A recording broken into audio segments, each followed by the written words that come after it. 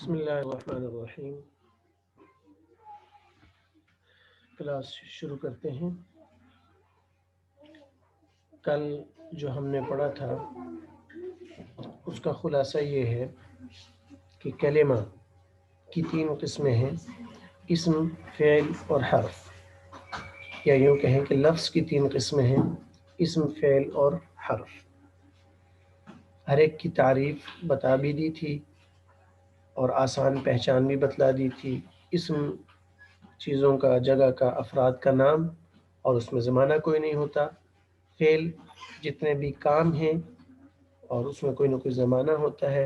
اور حرف وہ ہوتا ہے جو کسی کا نام بھی نہیں ہوتا اور کوئی کام بھی نہیں ہوتا، نہ نام ہوتا ہے نہ کام ہوتا ہے، اور یہ اسم اور فعل کو آپس میں ملانے کا کام دیتا ہے.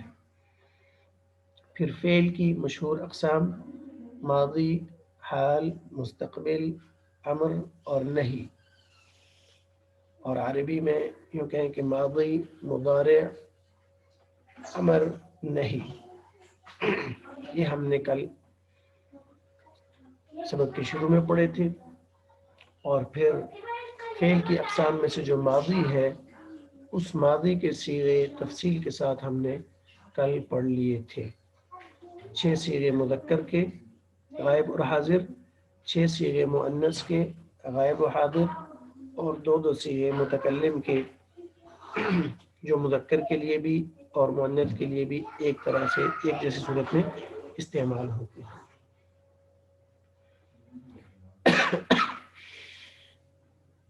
ماضی کے بعد آج کے سبق میں ہم پڑھ رہے ہیں فعل کی دوسری قسم مضارع.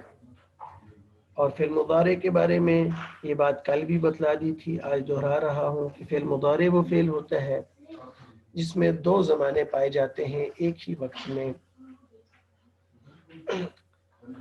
اس صیغے کے اندر یہ صلاحیت ہوتی ہے کہ اس میں 2 طرح کا ترجمہ کیا جا سکتا ہے: حال کا بھی اور مستقبل کا بھی، استقبال کا بھی ترجمہ کیا جا سکتا ہے. ایک ہی لفظ کے اندر 2 ترجمے کیے جانے کی صلاحیت ہوتی ہے.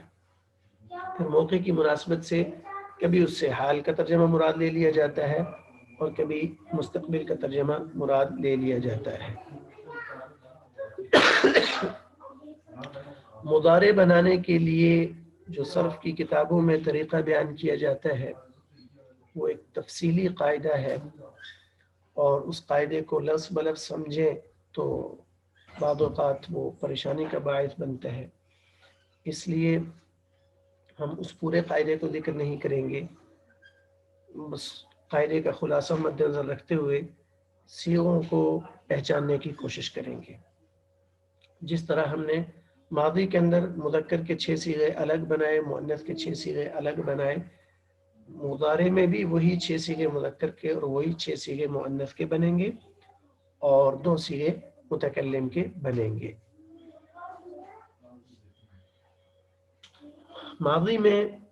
ماضی کا جو پہلا صیغہ ہوتا ہے واحد مذکر غائب، جس کی مثال کل سبق میں گزری تھی اور مشق کے لیے بھی جو حدیث شیئر کی تھی، آیت شیئر کی تھی گروپ میں آسیہ نے، غالباً آسیہ عبدالباسط نے، اور اس سے میں نے کہا تھا کہ اس سے ماضی کے مزید صیغے بھی بنائے، کچھ نے بنائے بھی.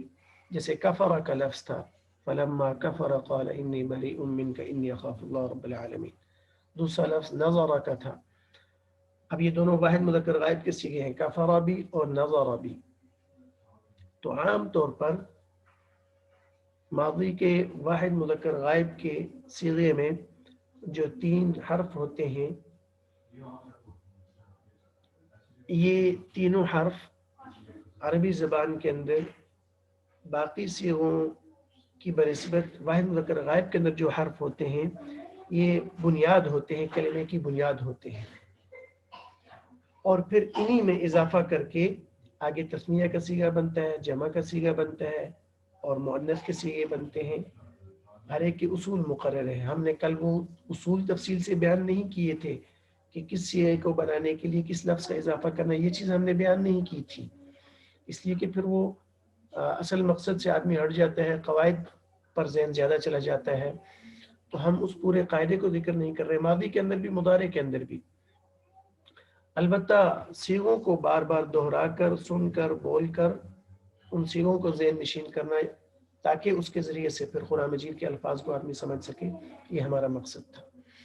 تو جس طرح ماضی کا واحد مذکر غائب لفظ صدقہ ہے، تو ہم نے تثنیہ بنانے کے لیے اسی صدقہ کے آخر میں الف کا اضافہ کیا تو بن گیا صدقہ، اور جب جمع کا اضافہ کیا تو بن گیا صدقو، ٹھیک ہے۔ اور اسی طرح جب مؤنث کی طرف جائے تو مؤنث کے اضافے کے لیے ہم نے تا کا اضافہ کیا صدقت، اور پھر تا اور الف کا اضافہ کیا تو صدقتا، تثنیہ کا صیغہ بن گیا۔ جمع کا صیغہ بنانے کے لیے ہم نے کہا صدقنا، تو یہ نون کے اضافے کی وجہ سے جمع مؤنث کا صیغہ بن گیا۔ اور بالکل اردو میں بھی ایسے ہی ہوتا ہے، اردو میں بھی ایسے ہی ہوتا ہے۔ مثال کے طور پر اردو کا ایک جملہ آپ سامنے رکھیں، جیسے کل بھی ہم نے مثال ذکر کی تھی، اس نے کھانا کھایا۔ اب ایک لفظ جملہ بدلتا جائے گا، ایک لفظ اسی طرح رہے گا، کچھ الفاظ بدلتے جائیں گے۔ جیسے واحد کا صیغہ ہے تو اس نے کھانا کھایا، جمع کے لیے ہم نے کہا انہوں نے کھانا کھایا، پھر ہم نے کہا تم نے کھانا کھایا، تم نے کھانا کھایا۔ اب وہ کھایا کا جو لفظ ہے کھایا، وہ اپنی جگہ برقرار ہے، تبدیلی آ رہی ہے تو شروع میں اس نے، انہوں نے، تو نے، تم نے، میں نے، ہم نے، جو یعنی فعل کو سر انجام دینے والا فاعل ہے اس کے اندر تبدیلی آ رہی ہے، اردو میں بھی۔ عربی میں بھی ایسے ہی ہے، عربی زبان کے اندر بھی جو فعل ہے اصل وہ اپنی جگہ پر برقرار ہے، فاعل بدل رہا ہے۔ صرف فرق اتنا ہے کہ اردو میں فاعل پہلے آتا ہے، عام طور پر جملے کی ابتدا فاعل سے ہوتی ہے، فعل آخر میں آتا ہے، جبکہ عربی میں برعکس ہے، عربی میں فعل پہلے ہوتا ہے اور فاعل بعد میں ہوتا ہے عام طور پر۔ تو صدقہ واحد مذکر غائب کا جو صیغہ ہے، اس کے اندر صرف فعل ذکر کیا گیا، فاعل ساتھ موجود ظاہر میں نظر نہیں آ رہا، وہ پوشیدہ ضمیر ہوتی ہے۔ اس کے بعد جب ہم تثنیہ کا صیغہ بناتے ہیں تو صدقہ اپنی جگہ پر برقرار ہے، لیکن آخر میں الف آ گیا جو تثنیہ کی علامت ہے، صدقہ۔ جیسے اردو میں اس نے کے بجائے، اس نے کھانا کے بجائے جب ہم تثنیہ یا جمع بناتے ہیں تو اس کی جگہ پر ان کا لفظ آ گیا، فاعل میں تبدیلی آ گئی۔ تو ایسے ہی عربی کے اندر پھر صدقہ الف آ گیا تثنیہ کی علامت، اور جب جمع کی طرف ہم گئے تو اردو میں ہم نے اس کی جگہ پر ان کا لفظ استعمال کیا، اس نے کھانا کھایا، انہوں نے کھانا کھایا۔ تو عربی میں فعل کو صدقہ، صاد، دال اور قاف، ان تین حرفوں کو ہم نے اپنی جگہ پر باقی رکھا، اور آخر میں الف کے بجائے واو کو لے آئے تو صدقو جمع کا صیغہ بن گیا۔ تو یہ جو آخر میں تبدیلی آ رہی ہے ماضی کے صیغے کے آخر میں، یہ فاعل کی علامات ہیں، فاعل کو ظاہر کرنے والی آپ ضمیریں کہہ سکتے ہیں، جو تبدیل ہو رہی ہیں بار بار، جیسا کہ اردو میں تبدیل ہو رہی ہے۔ اردو میں شروع میں تبدیل ہو رہی ہیں اس لیے کہ فاعل پہلے ہے، فعل بعد میں ہے۔ عربی کے اندر فعل پہلے ہے، فاعل بعد میں ہے، تو آخر میں تبدیلی واقع ہو رہی ہے۔ اسی طرح کی تبدیلی فعل مضارع کے اندر بھی ہوگی۔ جو کلمے کے کسی بھی لفظ کے جو اصل حروف ہوں گے 3، عام طور پر زیادہ بھی ہوتے ہیں، 4 بھی ہوتے ہیں، 5 بھی ہوتے ہیں، لیکن وہ آگے تفصیلی قواعد میں جا کر آدمی وہ چیز سامنے آتی ہے۔ ابتدائی طور پر یہ ذہن میں رکھیں کہ ہم ان افعال پر بحث کر رہے ہیں جن کی ماضی میں 3 حرف بنیادی کردار ادا کر رہے ہوتے ہیں، اور انہی 3 حرفوں کے آخر میں اضافہ کر کے ہم ماضی کے صیغے بنا رہے ہوتے ہیں، الف کا اضافہ کر کے تثنیہ کا، واو کا اضافہ کر کے جمع کا صیغہ بنا رہے ہوتے ہیں، تا کا اضافہ کر کے مؤنث کا صیغہ بنا رہے ہوتے ہیں۔ تو ایسے ہی چند حروف ہیں جن کا اضافہ کر کے ہم مضارع کا صیغہ بنائیں گے، عربی کا مضارع کا صیغہ، اور وہ جو مضارع کا صیغہ بنے گا وہ اضافہ صرف آخر میں نہیں ہوگا۔ جیسے ماضی میں تو جو اضافہ ہو رہا ہے وہ صرف آخر میں ہو رہا ہے، لیکن مضارع بناتے وقت جو اضافہ ہوتا ہے وہ کلمے کے شروع میں بھی ہوتا ہے اور کلمے کے آخر میں بھی ہوتا ہے۔ وہ جو بنیادی حروف ہوتے ہیں وہ اپنی جگہ پر برقرار ہوتے ہیں، ان سے پہلے بھی اضافہ اور ان کے بعد بھی اضافہ. یہاں تک بات سمجھ آ چکی ہے. اب میں امید ہے سمجھ آ گئی ہوگی آپ کو. میں اسکرین شیئر کرتا ہوں یہاں سے آگے آپ دیکھیے گا.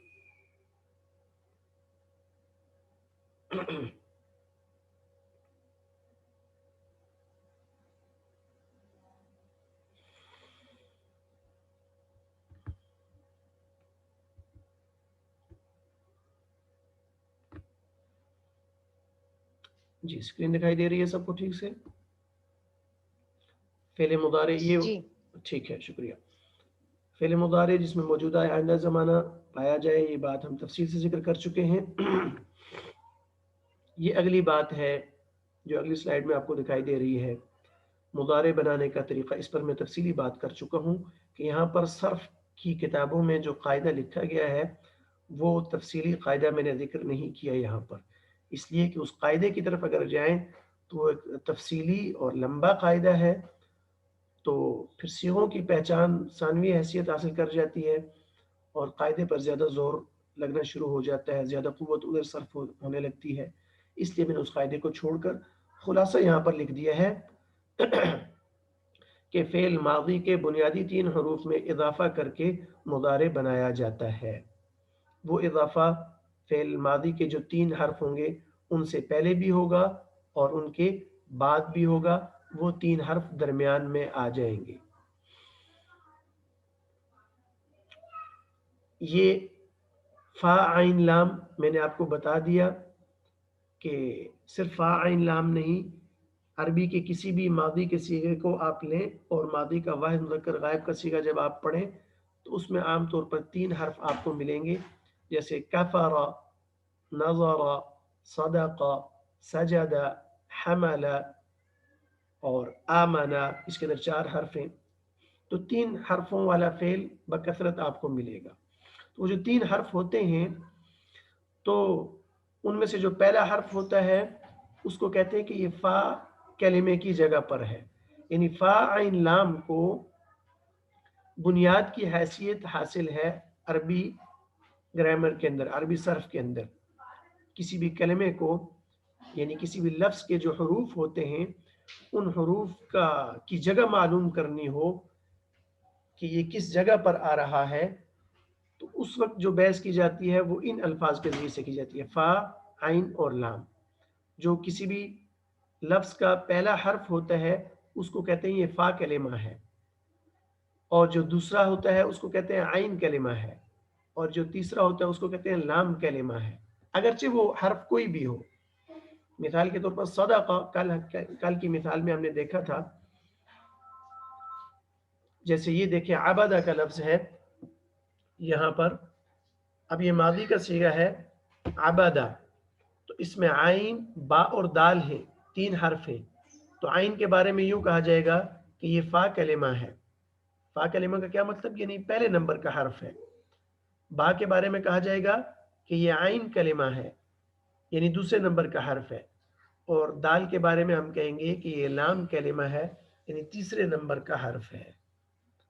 تو 3 بنیادی حروف میں سے جو پہلا ہو اس کو فا کلمہ، جو دوسرا ہو اس کو عین کلمہ، اور جو تیسرا ہو اس کو لام کلمہ کہتے ہیں، سے تعبیر کرتے ہیں. اب جو مضارع کا اضافہ کرتے ہیں وہ ان 3 حرفوں سے پہلے بھی کرتے ہیں، ان 3 حرفوں کے بعد بھی کرتے ہیں. ان سے پہلے جن حروف کا اضافہ کرتے ہیں ان کو صرف کی اصطلاح میں کہتے ہیں علامت مضارع. یعنی جب فعل ماضی کے سے منتقل ہو کر فعل مضارع کی طرف ہم آئیں گے تو مضارع کی علامات میں سے کوئی علامت ضرور اس کے شروع میں لگائیں گے، اور وہ یہ 4 حرف ہیں، الف، تا، یا اور نون. اگر ان کا مجموعہ بنائیں، ایک بامانہ لفظ بنائیں تو وہ بن جاتا ہے اتینا. یہ عربی کا لفظ ہے اتینا، جس کا ترجمہ بنتا ہے وہ سب عورتیں آئیں. یہاں پر معنی مقصود نہیں ہے، بہرحال لفظ کو یاد رکھنے کے لیے اتینا لفظ بن جاتا ہے، الف، تا، یا اور نون.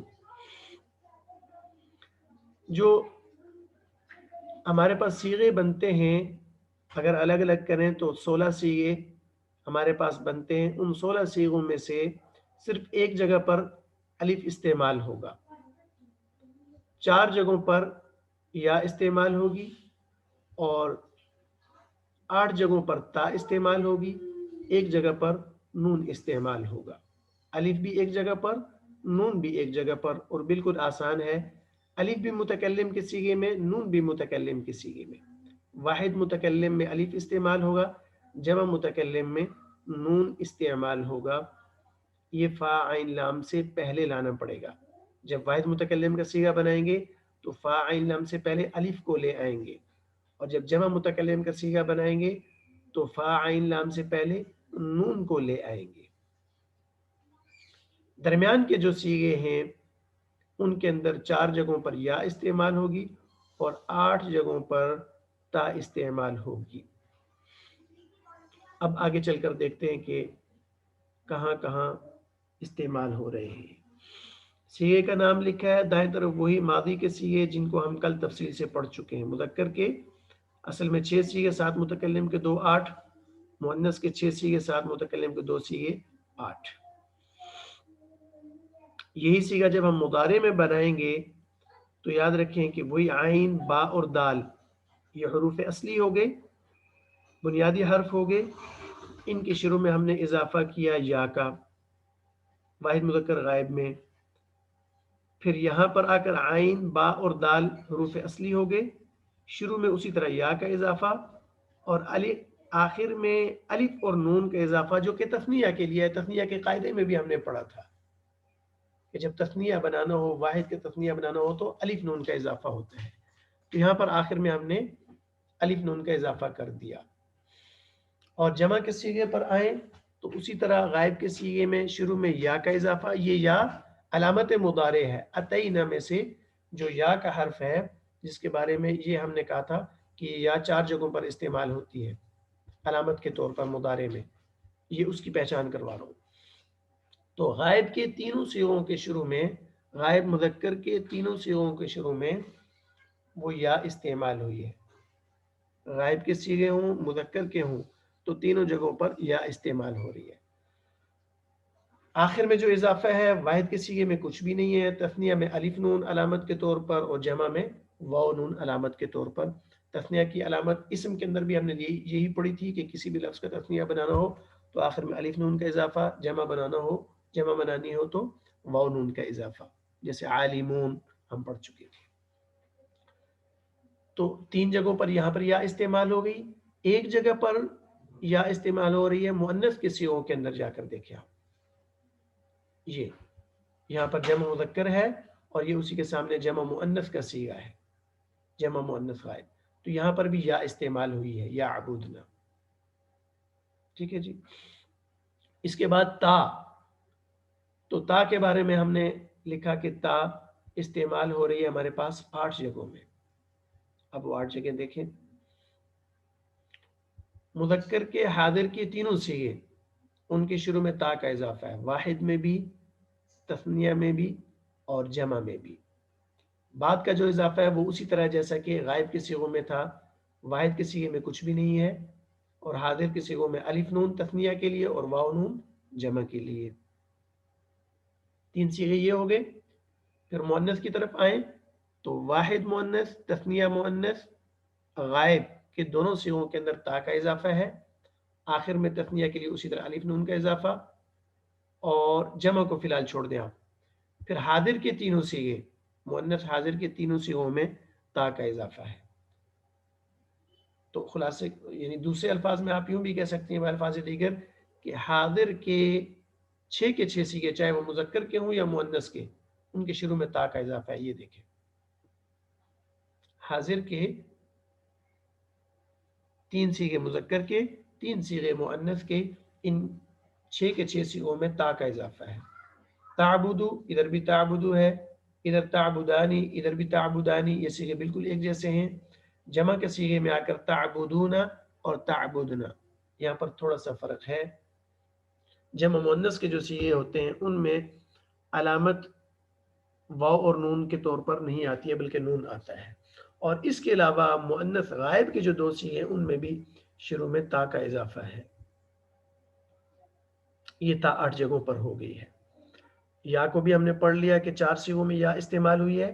6 सीगों में ता इस्तेमाल हुई है, और एक सीगा जिसमें अलिफ यानी कि हमज़ा इस्तेमाल हुआ है वो ये मुतकल्लिम वाहिद मुतकल्लिम का, यहाँ पर भी आबुदु, यहाँ पर भी आबुदु, और एक सीगा नून जहाँ पर इस्तेमाल हुआ है वो नाअबुदु, यहाँ पर भी नाअबुदु मुज़क्कर में भी और मुअन्नस में भी नाअबुदु ही है।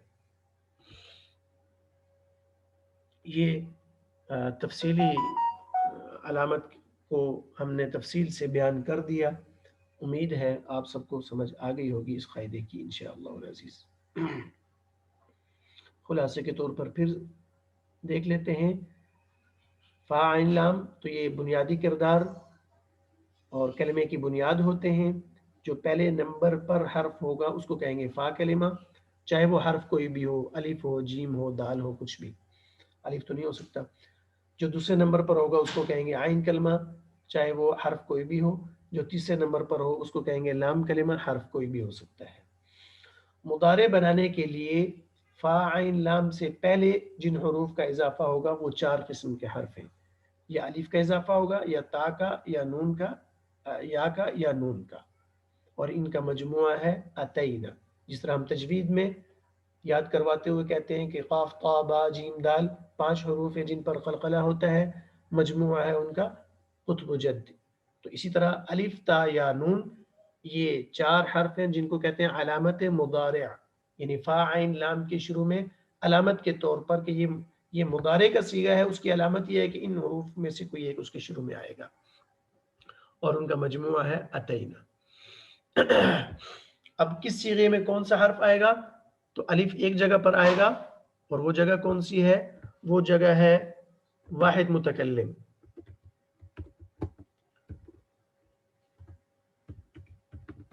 वाहिद मुतकल्लिम या आएगी 4 सीगों में। अब उन 4 सीगों को अगर मैं यहाँ पर लिखूं तो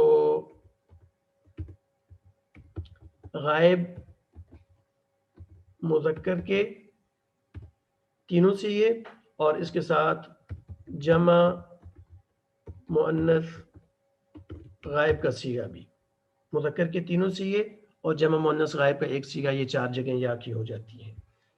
और अगर ता आती है 8 जगहों पर, उन 8 जगहों को अगर मैं यहाँ पर लिखूंगा आपके सामने तो देर लगेगी। बहरहाल वो है हाजिर के 6 सीगे, अगर उसको मुख्तसर लिख देते हैं, हाजिर के 6 सीगे और मुअन्नस गायब के 2 सीगे, और नून भी एक जगह पर इस्तेमाल होता है, वो एक जगह है जमा मुतकल्लिम का सीगा। ठीक है जी, ये इंशाल्लाह इसको मैं थोड़ा सेट करके फिर मैं ग्रुप में भी शेयर कर दूंगा आपके साथ PDF फाइल इसकी, उसको आप तफसील से देख लेंगे इंशाल्लाह।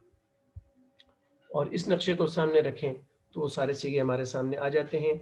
या रेड कलर में है 3 गायब के सीगे, एक जमा मुअन्नस गायब का, और ता 8 जगहों पर है, हाजिर के 6 सीगे और मुअन्नस गायब के पहले 2 सीगे, और अलिफ एक जगह पर है वाहिद मुतकल्लिम में, नून एक जगह पर है जमा मुतकल्लिम में। अब हम आ जाते हैं कुरान मजीद की तरफ, और उसमें से हम तलाश करेंगे सीगे मादी के भी और मुदारे के भी। और आखिरी बात कायदे के एतबार से ये सुन लें कि चाहे मादी को मनफी बनाना चाहें या मुदारे को मनफी बनाना चाहें, दोनों के लिए मा और ला इस्तेमाल होते हैं। मादी को मनफी बनाना हो, मनफी मतलब ये कि काम की नफी करनी हो, काम के ना होने को जिक्र करना हो, तो उसके लिए मादी के शुरू में मा का इजाफा कर दिया जाता है और कभी कभी ला का इजाफा कर दिया जाता है। आमतौर पर मा का इजाफा होता है, जैसे आबादा उसने इबादत की, मनफी मा आबादा उसने इबादत नहीं की। लेकिन कभी कभार ला का भी इजाफा होता है, जैसे कुरान मजीद में फला सद्दक़ वला सल्ला, सद्दक़ भी मादी है, सल्ला भी मादी है, शुरू में मा का इजाफा है, ला का इजाफा है, फला सद्दक़ वला सल्ला। और मुदारे के शुरू में मनफी बनाने के लिए आमतौर पर ला का इजाफा होता है, लेकिन कभी कभार मा का भी इजाफा कर दिया जाता है। इसके अलावा भी हरूफ हैं لیکن یہ بالکل آسان آپ یاد رکھیں کہ ما اور لا دونوں نفی کے لیے استعمال ہوتے ہیں. ماضی میں عام طور پر ما، کبھی کبھار لا. مضارع میں عام طور پر لا، کبھی کبھار ما استعمال ہو جاتا ہے. یہاں تک قاعدہ تو مکمل ہوا. اب میں آپ کو قرآن مجید میں سے دیکھ لیتے ہیں صیغے جو ہمارے سامنے آئے. یا ایھا الناس اعبدوا ربکم الذی خلقکم، یہ لفظ ہے وہ سلیکٹ ہو رہا ہے. خلقکم، الخلق، خلق کا ترجمہ ہے پیدا کرنا. خلق ماضی کا واحد مذکر غائب کا صیغہ ہے، ترجمہ ہے پیدا، اس نے پیدا کیا. اب یہ ضمیر ہے، لوٹ رہی ہے پیچھے رب کا جو لفظ گزرا ہے اس کی طرف. اس نے پیدا کیا یعنی کہ رب نے پیدا کیا. والذین من قبلکم لعلکم تتقون. الذی جعل لکم الارض فراشا، جعل صدقہ کے وزن پر، صدقہ، کفر، نظر، جعل. الجعل کا ترجمہ ہوتا ہے بنانا، پیدا کرنا. تو جعل اس نے بنایا. اسی سے اگر ہم مشق کے طور پر آگے صیغے بنائیں تو جعل ان دو نے بنایا، جعلوا ان سب نے بنایا، جعلت تو نے بنایا، وغیرہ وغیرہ. آگے ہم پورے صیغے خود سے بنا سکتے ہیں. یہ بھی سارے ماضی کے صیغے ہیں، لیکن یہ ان کے اندر تھوڑی سی تبدیلی ہے جو ابھی ہم نے نہیں پڑھی، اس لیے میں ان کو چھوڑ رہا ہوں. یہ دیکھیں تعلمون، یہ صیغہ آج ہم پڑھ چکے ہیں. اب یہ تعلمون کے اندر آپ دیکھیں تو شروع میں علامت مضارع آ گئی ہے. مضارع کی علامت والا حرف آ گیا ہے. وہ کون سا ہے؟ تا. وہ تا جو 8 صیغوں میں آتی ہے، ان 8 صیغوں میں سے ایک صیغہ تعلمون ہے. آخر میں واو اور نون جمع کے ہیں، جمع کی علامت ہے. شروع میں تا مضارع کی علامت ہے. تا کو بھی ہٹائیں، واو اور نون کو بھی ہٹائیں تو پیچھے 3 حرف آپ کے پاس بچتے ہیں، عین، لام اور میم. عین، لام اور میم. اور یہ عین، لام، میم جب آپ ملا کر پڑھیں تو یہ ماضی کا صیغہ بن جاتا ہے علیمہ. اور اسی سے لفظ ہے عالم، جاننے والا. علیمہ اس نے جانا، علمتم تم سب نے جانا، اور تعلمون اب یہ مضارع کا صیغہ آ گیا تو تم سب جانتے ہو. یہ نیچے ترجمہ لکھا ہوا تم جانتے ہو. تم انہوں نے چونکہ انتم پہلے بھی آیا ہوا ہے اس لیے اس کا ترجمہ الگ ہو گیا. اگر انتم نہ بھی ہوتا تو تعلمون کا ترجمہ پھر بھی یہی ہوتا کہ تم جانتے ہو. انتم الگ کیوں آیا ہے یہ پھر ایک تفصیلی قواعد ہیں، بحث ہے اس پر، وہ آگے موجود پڑھ لیتا ہے آدمی. ٹھیک ہے جی. کل ہم انشاءاللہ العزیز وہ ماضی کے مثبت کے صیغے، ماضی منفی کے صیغے، مضارع مثبت کے صیغے اور مضارع منفی کے صیغے، ان کی مشق کریں گے. کل زیادہ وقت ہم نیا سبق پڑھنے کے بجائے ان صیغوں کی مشق کریں گے انشاءاللہ العزیز.